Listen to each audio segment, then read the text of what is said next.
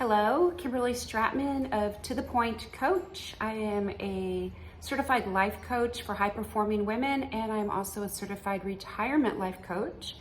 I serve mostly first responders, and I help you create a retirement plan, a no regrets retirement plan, so that you can retire and live the way that you want to live after serving others for so long.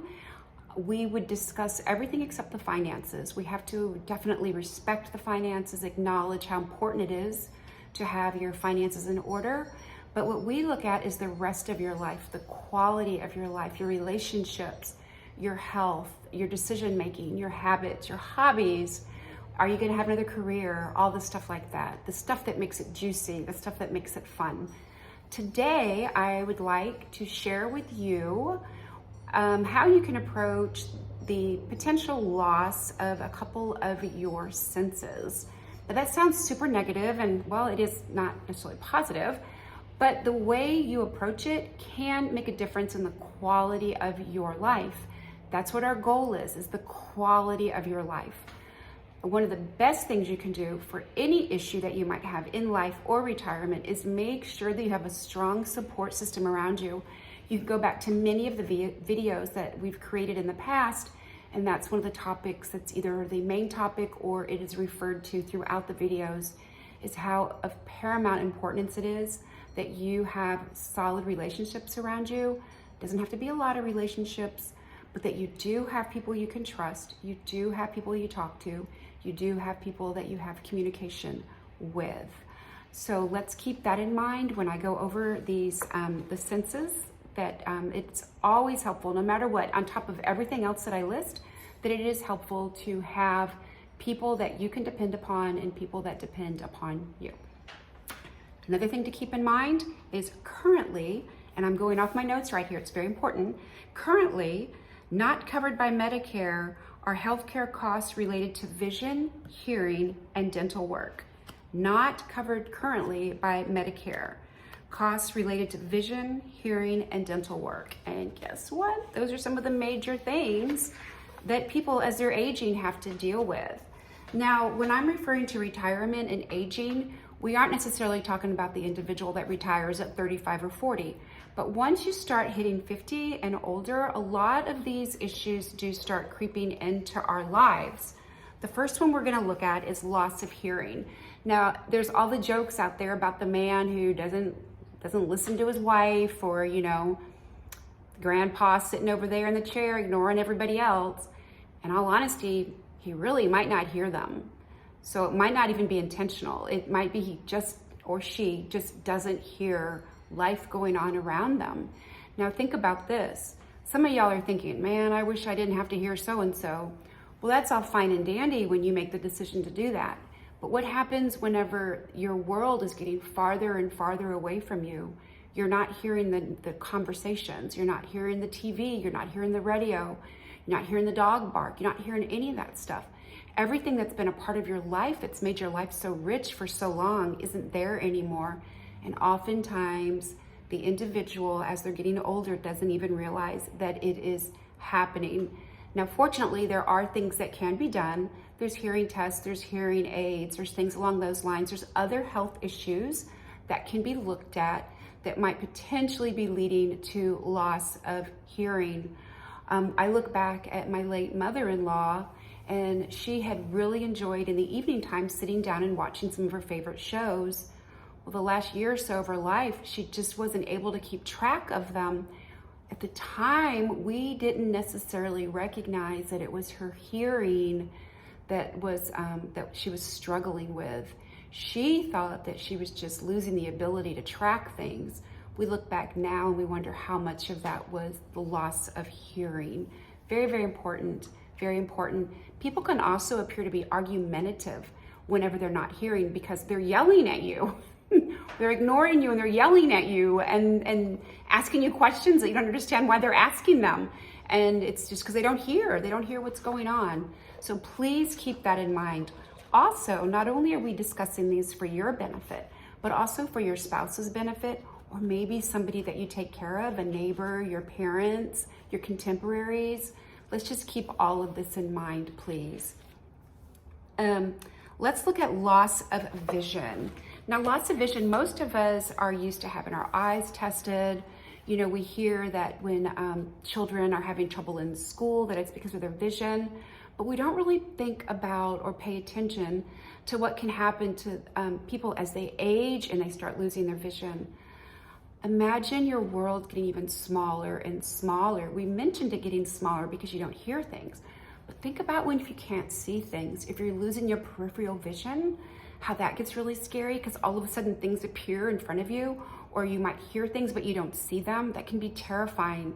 Or maybe you start having balance problems and we think it's a balance issue, it's a flexibility issue, it's a muscle issue. Could be that you're just not seeing things correctly. You're not able to judge the depth and the perception anymore. So that's something to definitely keep in mind when you're starting to have those issues. Also, like we said with your TV and stuff, if you can't see it, it's just not as enjoyable. And then the big elephant in the room when it comes to vision often is driving. Individuals, you know, we're not even the reaction time yet, but their vision isn't good enough. They're not seeing the hazards of the roads, the threats out on the roads. So that's a hard conversation to have with somebody, but it is something that we do need to keep in mind for everybody's safety. Some things that come into play with this is, even if the person isn't able to drive anymore, for whatever reason, that leads to conversations that have to be had about where they're going to live, public transportation. Are those relationships around them supportive enough where they feel comfortable asking for a ride to the doctor's appointment? Planning outings, realizing they're not going to be able to drive. And then also, is the individual, can they see the computer appropriately enough or well enough to be able to order their groceries or order their prescriptions on the computer? Because there are a lot of solutions out there, but we have to make sure that the vision is still at a point where they can use those. So the next topic we're going to look at is loss of taste. Now, this can happen for a lot of reasons. This could happen because of medication. It can happen because of illness. Tons of reasons why this can happen. It can also happen because of bad dental care, ill-fitting dentures, gum issues, pain, jaw issues. A lot of things like that can lead to loss of taste. Now, this one, when we really think about this can really be heartbreaking. Imagine not being able to enjoy your favorite food. Imagine not being able to enjoy the celebrations that we have in our country of the United States. So many of our big holidays are centered around food. And if you're not able to taste it anymore, it could be very, very, very sad, very sad. This ties into the next thing of loss of smell. Often if there's loss of taste, there's loss of smell. Again, very sad. Think about the pleasure that you get in life from the smell of your wife's perfume or your husband's cologne or aftershave, the smell of babies, the smell of puppies, the smell of flowers, the smell of your food. I mean, there's so much pleasure in the smell of things. Aromatherapy, it's been around for thousands of years because of the joy and the healing and the calmness that it brings to be able to smell something. And taste and smell both can be extremely important for safety issues also. I have a friend who's very dear to me. She lost her taste and smell several years ago after a couple of rounds of strong antibiotics. We're working on getting that back. There's some therapies that we're doing to help her. She has been ill because she's consumed food that didn't taste or smell good, but she didn't know because she couldn't smell and she couldn't taste. Very, very scary, very scary. Also, when it comes to taste and smell, we know that as we age, around the age approximately of 50 to 60, our need for protein decreases a little bit, but our overall calorie intake also needs to decrease. When we hit 60, 62 years of age, our protein need goes up. Our calorie need does not go up. So we need to consume less calories than we were younger. We need to consume high quality proteins in that. But people who can't taste or smell their food don't tend to eat enough. or don't tend to eat the foods that their body actually needs. Definitely something to keep an eye on for ourselves as we get older, but also for other people around us as they get older. These are things that we can look at. These are conversations that we can have with individuals. These are things that we need to be aware of. So important. And let's think about touch. The touch, like with your hands, the touch on your skin, your feet, your body, touch.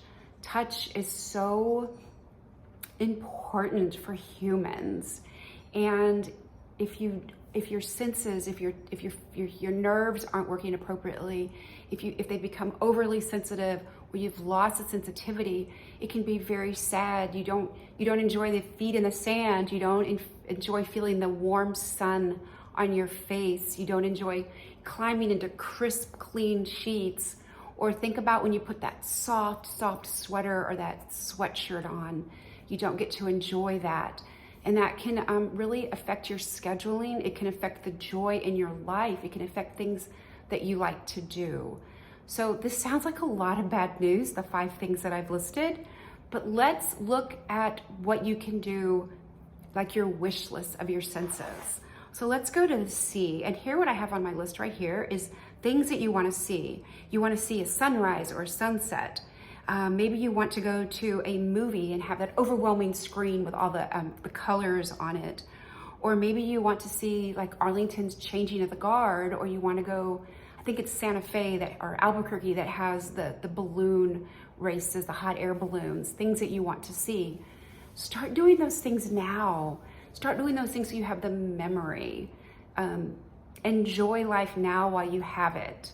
And then hearing, let's think of things that you love to hear. A baby's laugh, certain music, a roaring waterfall or waves crashing against the coast.